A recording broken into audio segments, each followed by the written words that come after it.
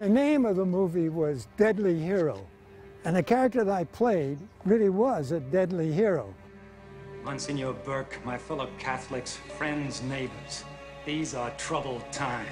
Now this was about a cop that saves this girl's life from an assailant who had kidnapped her and was going to extort money from her father, who was a big politician.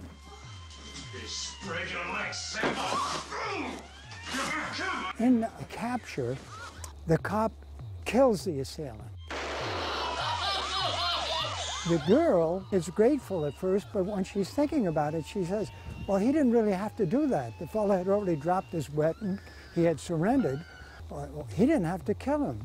So it bothered her so much that she went back to the police and said, well, I think that he shouldn't have shot him. He really had no reason to. The man was unarmed at the time. Please, you must have seen that fella had a knife in his hand when I shot him. No, I didn't see that. Do you realize I saved your life? Well, this is a real dilemma. And this is what's so interesting about the film. Because undoubtedly, the world was a better place without this criminal, played wonderfully by James Earl Jones. But the thing is, do you let a cop like this get away with this and become the judge, the jury, and the executioner? And when some other conflict comes along, well, what is he going to do? What kind of danger will he put perhaps innocent people in the future if he acts that way? We're a very interesting dilemma.